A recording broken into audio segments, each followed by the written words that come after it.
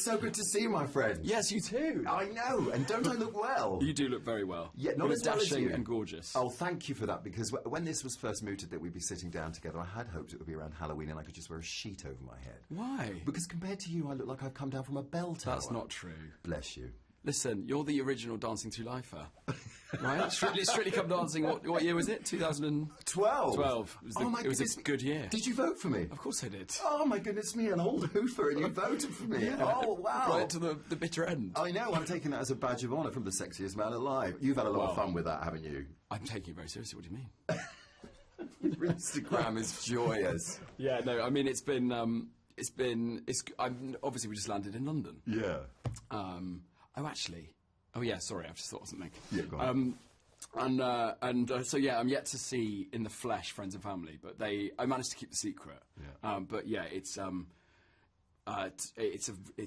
brilliant honour, and it does make me giggle. It's quite a moment, isn't it? And I mean, you've been having quite a moment for such a long time. The wonderful thing about Wicked, and the huge success that it was last time, obviously the most successful adaptation, musical of all time in the box office. But the sheer fun that you all had when we were all covering it, everybody felt like they were involved, and the camaraderie was genuinely authentic. You could tell that you guys absolutely all fell in love with each other, because this has been a massive chunk of your life. Totally. And it is, I always feel like inclination to remind people that the actors come in for only like 20% of the huge process of making a film. And like John Chu's been with it for 5-6 years, and obviously the design team and Mark Platt, who produced it, has been with this for sort of nearly 30 years in terms of conception. And the thing about Wicked is that it is actually about community, and it's about the joy and the shared joy of seeing people in different ways, and the duality of the world we live in. And I think it's a really important time to be curious in that way. And it's incredibly timely, and there's a really strong message apart from the hoofing and the singing and the flexing of pipes. Yeah. Discrimination, misinformation. Totally. Particularly Propaganda. powerful in this chapter. I agree. I think there's this weird, extraordinarily joyous constellation of alignment when you see a world shifting and knowing what the second film is going to deliver. And I think the reminder as well is because it's grounding and it is impactful, and at the heart of it is a beautiful female friendship, and it's about characters making decisions and the repercussions of those decisions, and also peeking behind the curtain of a film that we loved growing up. It is timely, but that's why I think we all have such fun with it, because there's nothing better than being able to do press and to be around knowing that you've got something that brings people to cinemas, it brings community back together, and it means something. Oh, it's gleeful. It's unifying in that sense. There's no doubt about it. Yeah. I think it would be like my greatest honour, I think. Do you think it will be? I do, yeah. I think it's how rare also the fact that this is in 2 parts. We've had a year to... Because you're sort of, I'd always say it's like Helen Hunt in Twister, where you're sort of like floating around in the middle of the eye of the storm, and you can't really, and people go, how does it feel? And you're like, well, I feel the same. Yeah. But to have a year to really process the fact that you're in a film which is part of, it's sort of canonical already, and it's part of kind of cinema history. And I was doing Richard II on stage, so I couldn't be at the Oscars, but I remember waking up and watching it in like 2 pixels before it was officially of the 2 girls singing, at the Oscars, and you go, there's moments where when you step outside of it as a friend as well, but also knowing that you're in it, and you go, this is amazing, and that we get to now come back sort of with a greater perspective on it, and also knowing that even we're sort of a third of the way through the press tour, but that it is about the people, the fans, and the joy that everyone's gagging for it, and everyone wants to see Cynthia and Ari together. And I think we're all going to be working together probably for life in different iterations, and that's really exciting as well. So, so I do think it will be. All the makings of a future classic. I mean, obviously, there are rumours out there of you and Ariana getting together on stage in some way, shape, or form. Oh, really? God, that would be good. Would it be great? I mean, that'd be amazing. I mean, just getting the gang back together in any way, shape, or form. Totally. I mean, we all sort of, at various different stages of tiredness throughout the tour, we've come up with different versions of what we could do. I think, me and Cynthia the other day were coming up, we were like, we should do a film about marathon runners. Like, no, it's a brilliant idea. Right, put it in the book, into my journal that I've lost.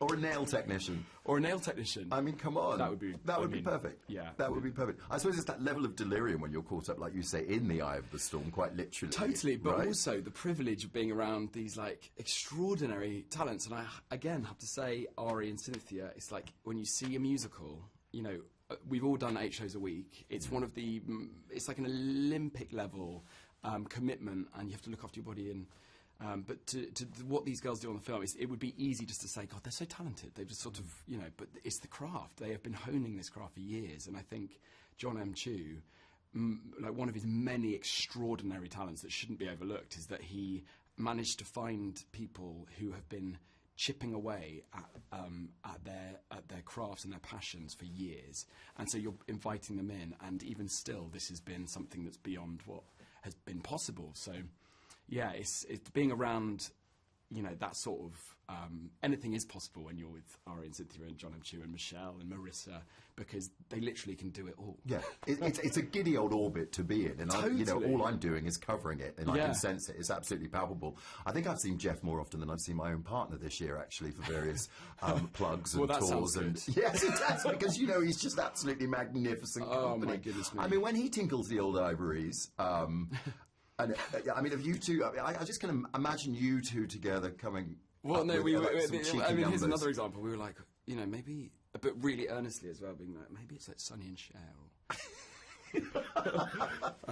Yeah, maybe we could. Well, maybe me, you, and him. We've got 3 parts of ABBA. Oh, my could goodness me, yes. Because you're now a part of a tribute act. I'm part of a tribute act called the B-Side Boys. Fantastic. Right, so, and there's only 3 of us, so you could perhaps. I'll be the 4th. You could be the 4th. Are you looking for a 4th? I'm definitely looking for a 4th. If you will put it this way, we might get a bit more traction if we've got you involved, Jonathan. Everyone right? loves a foursome. Cool. I mean, I'm a bass. You can probably hear the pipes have been flexed already, right? They're gravelly. You've got an oaky bottom note down there. Oaky. Okay, I'll take that. Oaky? An oaky bottom note. I'll absolutely take that. I mean, it is very deep. I mean, it goes. I mean, that's not bad, is it? No, that's good. Yeah. I mean, that's a Sunday morning. It is a Sunday morning. And you have been singing. Yeah, well, you know, as I said, you're the only person I would get out of bed for on a Sunday, and I've already prepped my Sunday lunch. I know. Well, it's wicked for good, and I am absolutely 150% invested in it. Not just your good self, but the whole company of players. Is there a villain in you, do you think? Because you sit here just twinkling at me, and I've seen a lot of your stage work, and I know that's at the beating heart of your DNA, isn't it? The stage. The stages, yeah, but also, I mean, Richard II is a beautifully poetic Shakespeare play. You know, it's like honestly some of the most stunning verse. And actually, at the beginning of the year, being in a room with 1,000 people, with an amazing company of actors, and sharing that after being, you know, having the experiences with Wicked and with Jurassic was just—it's like you're reminded of how radical it is just to be in the room, to say words, and to have someone write something down with a pen and a paper. It's like that now is a radical act. And the Richard II sort of became a complete villain, because me and Nick Heitner at St Nicholas. I loved it. He was a tyrant and horrible and narcissist, and I really enjoyed that. But yeah, we've all got multitudes. Yeah, well, I suppose it's called acting, isn't it? Well, yes, exactly. You just have a broader range than I do. But, I mean, I'm doing my best, Dr. Henry, with the horn-rimmed specs today, the specs appeal, if you like, because again, that's another global phenomenon. Yeah, I mean, it was unbelievable. It's like, you know, it's childhood. I mean, there's 2 things that would be my childhood dreams come true. It would be being in a Jurassic film. Yeah. And being in a musical that's on film. I mean, I did Les Mis when I was in the West End. I got scouted accidentally in a local village hall, and Jurassic Park was one of the first films I saw. So it's like, I feel like maybe this is my denouement in life. Maybe this is all coming to a lovely, beautiful conclusion, but I've had such a great time doing it. And also the friendships that you get making along the way, you know, not only in Wicked, but with Mahershala and Scarlett. It's, you know, in what's an extraordinary shift, obviously, it's like you get these amazing, you know, the realisation is that the best people who work all the time are really lovely and smart and self-aware. Like the actors who can play villains are usually the ones who are aware of dysfunction and why people act in those ways. So yeah, I feel, you know, I think it's been a fantastic and wild surprise. Yeah. And I think I'm very grateful for the people I met along the way who now, I feel at times it's been, it gets scary and a bit, there's fear attached to it, but also I feel much more grounded now. And it is made all the better when you're in something like Wicked, which is about bringing people to cinemas, which is where film should be seen, by the way. Yeah. And also that it has this beautiful message that I know as a kid I would have, that's what I would have thrived on. Like a story about inclusivity and being curious about people you don't know. Don't be scared of them. Ask questions. And understanding that there are multitudes. Everyone has, light and shade. And we need to understand that now more than ever, I think. Oh, you're absolutely right, Jonathan. Thank you so much. Thank I think you. we're well off. I mean, you say, you've reached this sort of pinnacle with the likes of Wicked for Good. But, I mean, at 37, I think we're a long way off peak Jonathan Bailey. It'll be a while if you'll forgive the pun we put Bailey on ice. 357 days of being the sexiest man. Is that right? Or no, I don't actually know. I need to, before being really sexy, I need to learn how many days in the year there are. Okay, well, maybe I'll have a few tweetments and I might be in the running next year. You never know. Jonathan, God bless you, sunshine. Thank you. It's always lovely to see you. It's just so lovely to be around you. And so when can we see you sing ABBA? A week on Monday on Good Morning Britain. Brilliant. I'll be at the arena on Saturday night. Brilliant. Belting out. ABBA Voyage? Yes. Great. Yeah, that is one of the best nights out, isn't it? I know, it is brilliant. Okay, even better when you're there, singing. Goodness me, I'm actually getting palpably nervous and thinking about it now. So thank you for asking me a question about myself, there, Jonathan, because it doesn't always I'm just about, listen, I told you, Strictly Come Dancing 2012. Mate, God bless you. Big Thank fan. you. Oh, Thank you. It's lovely to see you. You too. Thank you, buddy.